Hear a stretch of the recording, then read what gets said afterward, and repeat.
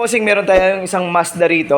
Ang issue naman itong ating Mazda mga bossing, talaga medyo dinurog na nung lahat ng mga pyesa niya mga bossing ay mukhang napalitan na ng panibago. Ang nakikita ko na lang na luma, yung dalawang pipe, suction saka yung hotline. Bakit? Mga bossing, may dalang compressor yung ating kliyente pero nakitaan natin yung condenser niya sa may condenser na to. Nakitaan natin mga boss ng may mga portion na to na parang malalangis, no? Tapos tinesting natin, positive nga na may mga leak yung kanyang condenser. Kaya papalitan natin yung condenser. Mga bossing, para hindi naman ganun kabigat yung maging expenses do sa condenser, naghanap na lang kami ng mas mababa pero in-upgrade na namin yung konting haba, no? Kumbaga parang kasi itong ating original konti lang naman kasi halos parehas lang. Alam bang layer to? Bilangin nga natin. 26, 29. Alin ang 29? Nabilang na pala ng ating kasama to. 26 tas 29 yung sa atin, no? Pero yung haba halos magkasing size lang naman ng haba. Yung tangkad niya, matangkad ng konti yung sa atin kaya 29 yata, no? So, pinapalitan na natin yung condenser dahil nga may leak. So, hindi na marirepair yun. Yun nga lang, kagaya ng sinasabi ko mga bossing, pag naibaba na, doon lang talaga makikita kung alin yung mga kailangan palitan at kung anong kondisyon ng mga pyesa, no? Kasi ang target lang talaga ni bossing, papalitan yung compressor at i-flashing yung system, no? Pero hindi siya umubra dahil nga may leak yung condenser. Pati nga evaporator mga bossing, bumigay din ng evaporator. Kaya kagaya ng sinasabi ko, dalawa lang ang natira, suction saka yung hotline. O kaya naglambing yung sasakyan ni bossing, no? At syempre, nandito yung ating kliyente. Shoutout kay Boss Mix. Mix ba? Mix from Taytay. Ayun, no, si bossing nandito. Medyo pagod tayo, sobrang layo ng ating mga tinatakbo mga bossing. May inaasikaso kasi ako sa LTO.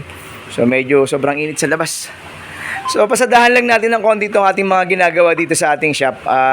Isang Mazda. Okay, so palit na lahat yan. Pero yun nga, 507 mga bossing yung kanyang compressor. Nga pala mga boss, saan mo nakuha yung bracket nito, Boss Mix? Sa grupo din, shoutout kay Ayun, Ski. anong pangalan, bossing? Lord Skitan ng Mazda 323 Philippines. Ayun, no. Kasi mga bossing, dala nga niya yung kanyang bracket, no. So may bracket siya tsaka yung 507. So siya lang naman mga bossing yung compressor na bago na talagang medyo mababa makukuha natin, no.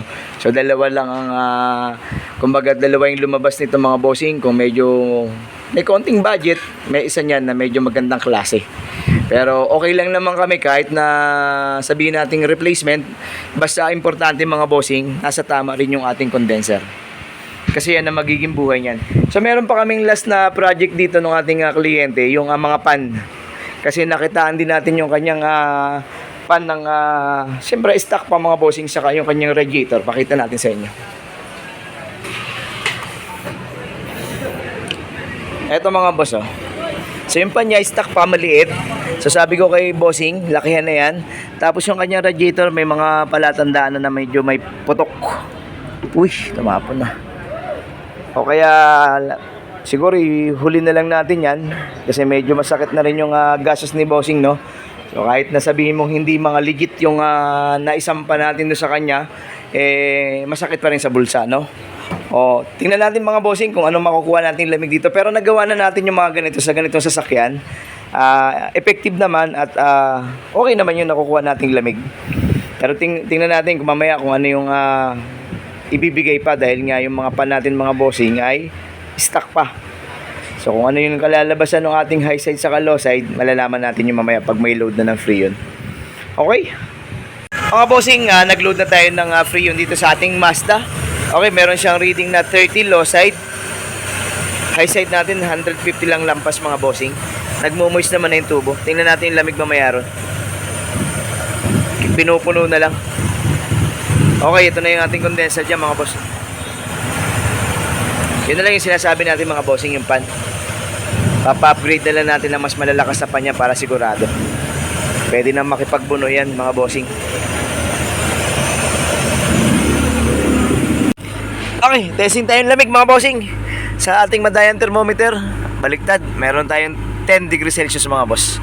So very good naman. Kahit pa paano nakakuha ng maayos na lamig. May takip kaya yung ventilation nito, Pong? Okay, bumaba na, 9.9 9.8 mga bossing. Pero ibaba, ano mo to mamaya po nga, ibaba mo nga. Kasi Mag-yellow yan dun eh. Mukha na may takip naman to, di ba? Bukas ba? Sarado ba? Ayan. Okay, 9.8. Pwede na yan mga bossing. So, palagay ko naman may laban na yan. At, siyempre, papaobserbahan natin yan doon sa ating kliyente, no? Okay? Okay mga bossing, very good na yung ating Mazda. At siyempre, magpapasalamat ulit tayo kay Boss Mix. Tama? Mix ng Taytay. You know, maraming salamat bossing. Ano masasabi mo? Grabe, sobrang lamig. Para ako sisipunin na. Okay mga bossing, hindi namin tinitigilan. So may mga konting error pa kaming nakita bukod dun sa pagkatapos natin, pero kinokorek namin. Kaya nga, sabi ni Boss Mix, okay na siya dun sa 12, no? Kanina 12, okay na. Pero nakakuha tayo na sa 9 mga bossing. 9.9 or mababa pa dun sa 9, no? So kaya siguro naman mapapakinabangan yan ni bossing. Okay boss, salamat ulit na marami sa iyo ha. Thank you. Ayun no. Na rin kayo. Ayan. Ayun, salamat na marami. Okay mga bossing, ngayon lang. Ito sa RCS. Ayun no. Ayan lang mga bossing, maraming salamat at ingat lagi. God bless sa ating lahat. Salamat. Automatic.